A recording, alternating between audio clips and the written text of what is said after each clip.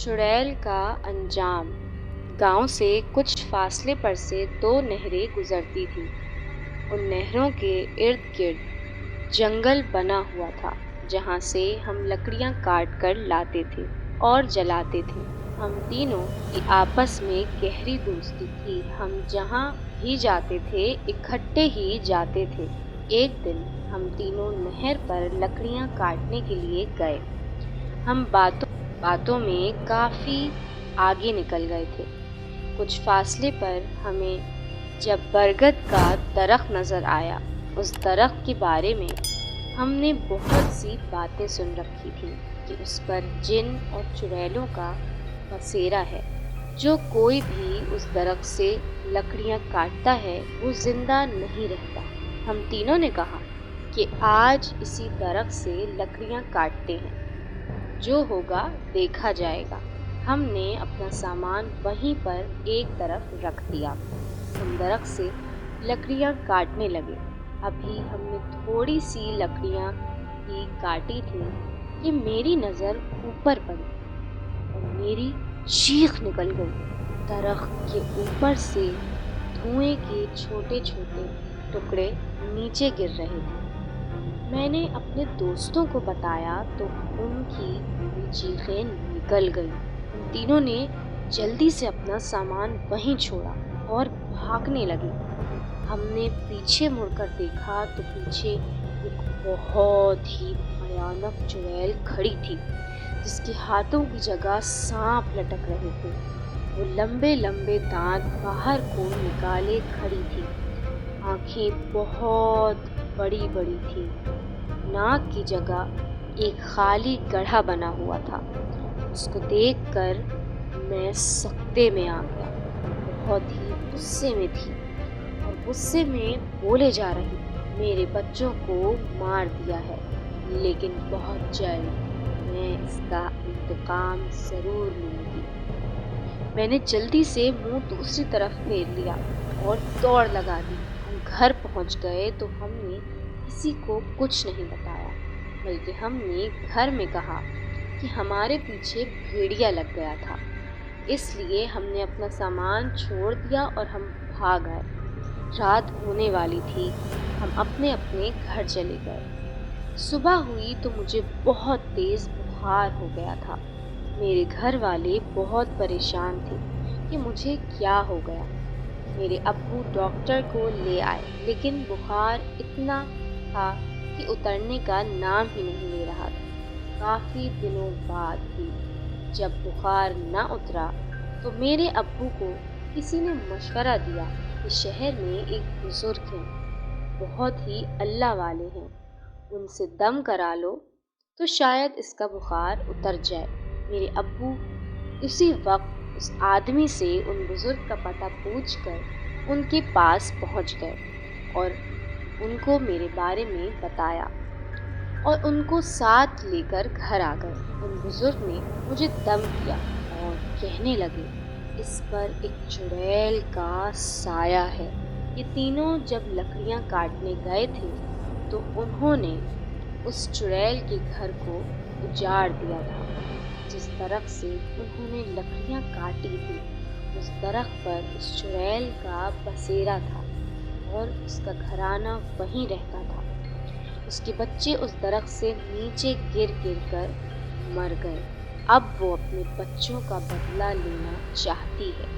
اس نے اس چڑیل کو دیکھا تھا، اس لیے اسے یعنی مجھے بخار ہو گیا ہے۔ میرے گھر والے بہت پریشان ہو گئے کہ اب کیا ہوگا۔ انہوں نے کہا گھبرانے کی کوئی ضرورت نہیں ہے۔ انہوں نے ایک تعویذ مجھے دیا اور کہنے لگے، اسے پہن لو، انشاءاللہ وہ چڑیل اور اس کا کوئی بھی نقصان تم تک نہیں پہنچے گا، تمہارا کوئی کچھ نہیں بگاڑ سکتا۔ چنانچہ اس تعویذ کی وجہ سے میرا بخار جلد ہی اتر گیا۔ اس کے بعد آہستہ آہستہ ہم اس بات کو بھولنے لگے اور ہم تینوں پھر سے اکٹھے ہو کے کچھ عرصے بعد اس واقعے کو بھول چکے تھے اور پھر سے نہروں پر لکڑیاں کاٹنے کے لیے جانے لگے۔ ایک دن ہم تینوں نہر کے کنارے چلے جا رہے تھے کہ میں آگے آگے تھا اور میرے دونوں دوست پیچھے پیچھے چل رہے تھے۔ میں اپنی ہی سوچوں میں گم چلا جا رہا تھا کہ اچانک اس چڑیل نے میری امی کی دوست کے بیٹے عظیم پر حملہ کر دیا اور اس کی آواز بھی نہ نکلنے دی اور اس کا خون پی کر اس کا دل نکال کر میری آنکھوں کے سامنے کھا گئی اور میرے دوسرے دوست قیامت کی طرف بڑھی اور اس کی گردن پر اپنے دانت کڑا دیے، اس کا خون پینے لگی۔ اچانک میری نظر پیچھے پڑی تو میری چیخ نکل گئی، وہ چڑیل میرے دوست کی گردن پر سوار ہے۔ میں نے دیکھا کہ وہ خون پینے میں مصروف تھی۔ میں دوڑا اور جا کر اس کو ایک طرف دھکا دے دیا۔ میرا ہاتھ لگتے ہی اسے جیسے کرنٹ سا لگ گیا، پیچھے جا کر گری اور قہقہے لگانے لگی۔ میں نے آیت الکرسی پڑھی اور اس پر پھونک ماری تو وہ اچانک ہی غائب ہو گئی۔ میں نے جلدی جلدی اپنے دوست کو کندھے پر اٹھایا اور گاؤں لے آیا۔ اس کی سانس ابھی بھی باقی تھی۔ میں گاؤں میں آیا اور سب لوگوں کو جلدی سے سب بتایا۔ ہمارے ساتھ یہ واقعہ پیش آیا تھا۔ گاؤں والوں نے نیامت کو جلدی جلدی ہسپتال پہنچایا۔ ڈاکٹروں نے کہا کہ اس کا خون بہت نکل چکا ہے، اب ہم اسے بچانا مشکل ہی سمجھتے ہیں، بلکہ شاید ناممکن ہی ہے۔ کچھ ہی دیر میں میرے دوست نے بھی دم توڑ دیا۔ میرے تو حواس ہی اڑ گئے۔ دوستوں کی اموات میرے سامنے تھی اور میں کچھ نہیں کر سکتا تھا۔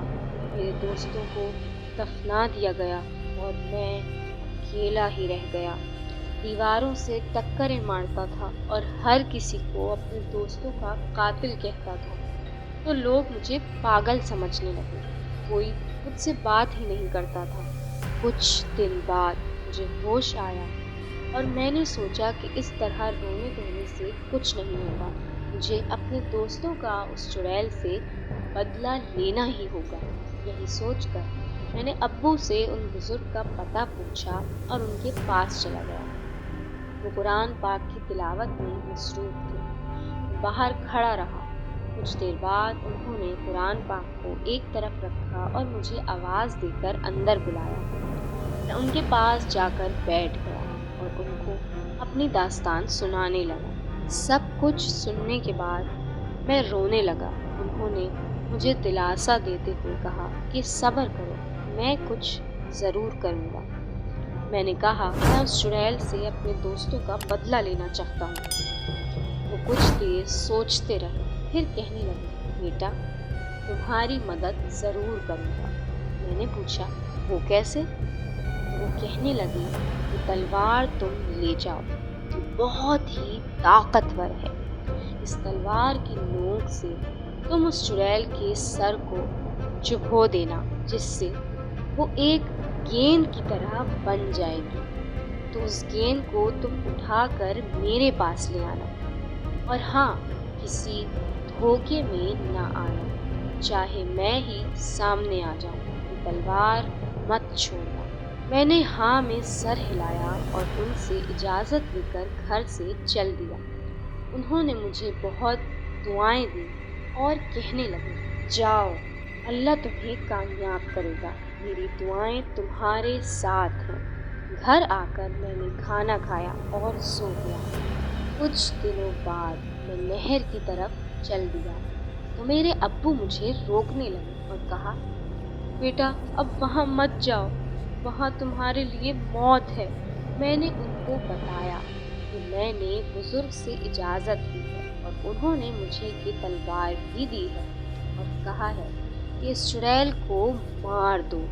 میرے ابو نے مجھے گلے سے لگایا اور کہنے لگے جاؤ بیٹا اللہ تمہارا نگہبان۔ میں چل پڑا اور اس درخت کے قریب جا کر کھڑا ہو گیا۔ میں کافی دیر وہیں کھڑا رہا لیکن وہ چڑیل میرے سامنے نہ آئی۔ میں مایوس ہو کر گھر واپس آ گیا۔ اگلے دن میں پھر وہیں جا کر کھڑا ہو گیا لیکن وہ چڑیل اب بھی نظر نہ آئی۔ اس طرح کئی دن گزر گئے، وہ چڑیل میرے سامنے نہ آئی اور میں کافی دیر وہاں کھڑا ہو کر اس کا انتظار کرتا رہا۔ آخر ایک دن میں ان بزرگ کے پاس واپس گیا اور انہیں جا کر کہا، میں کئی دنوں سے وہاں نہر پر جا رہا تھا لیکن وہ چڑیل مجھے نظر نہیں آئی۔ انہوں نے مجھے کہا، بیٹا وہاں جا کر اس درخت کے پاس جا کر کھڑے ہو جانا اور کہنا، اے شیطان کی اولاد، تیری موت تیرے سامنے آ گئی ہے اور دم ہے تو آ کر میرا مقابلہ کر۔ میں نے کہا کہ ٹھیک ہے، میں ایسا ہی جا کر کہتا ہوں، اور پھر ان سے اجازت لے کر میں واپس گھر آ گیا۔ اگلے دن میں اس درخت کے پاس گیا اور ان بزرگ نے جو الفاظ کہے تھے وہ دہرائے اور انتظار کرنے لگا۔ تھوڑی دیر بعد زمین ہلنے لگی اور پتھر اور پتے وغیرہ ادھر ادھر اڑنے لگے جیسے آندھی کا سما ہو۔ میں آنکھیں بند کر کر کھڑا ہو گیا۔ کچھ دیر بعد میں نے آنکھیں کھولی تو دیکھا کہ میرے سامنے وہی چڑیل میرے سامنے کھڑی ہے۔ اس کے سر پر خون سوار تھا۔ اسے دیکھتے ہی اس کی طرف بڑھنے لگا تاکہ جلد از جلد اس کا کام اتار دوں۔ یکایک میں وہیں ٹھٹک کر کھڑا ہو گیا۔ اس چڑیل نے زمین پر پاؤں مارا تو نیچے سے کئی لمبے لمبے سانپ میری طرف بڑھنے لگے۔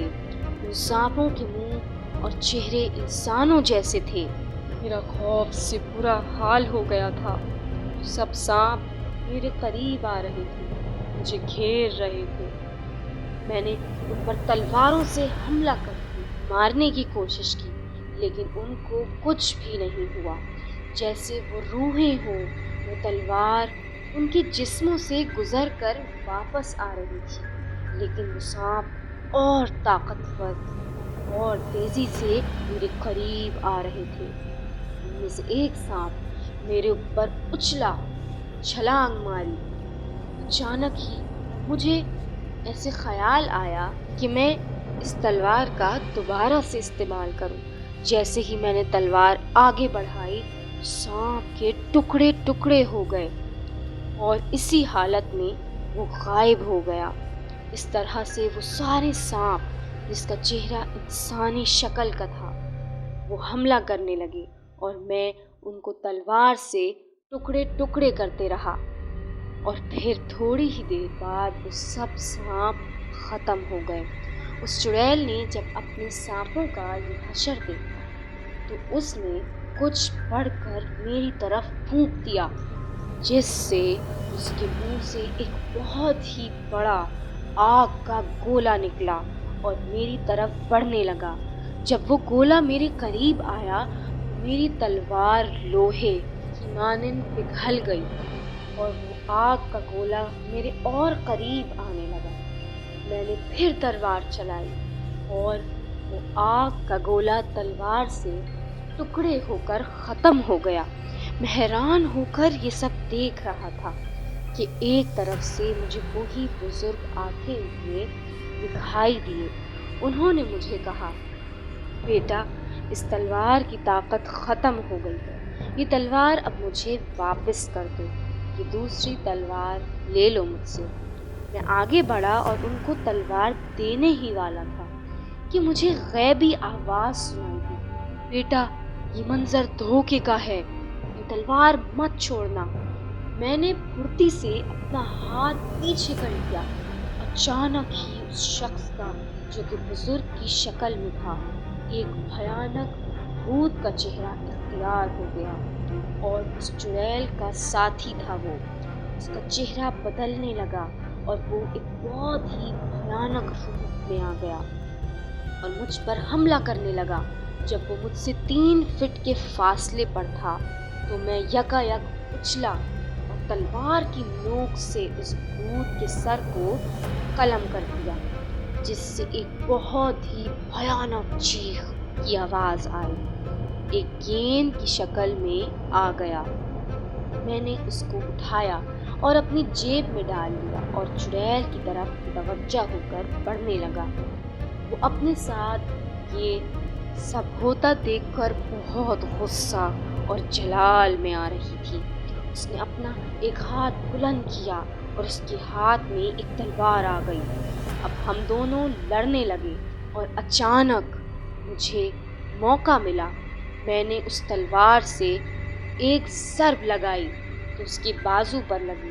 یہ ضرب ایسی کاری تھی کہ اس کا بازو کٹ کر دور جا گرا۔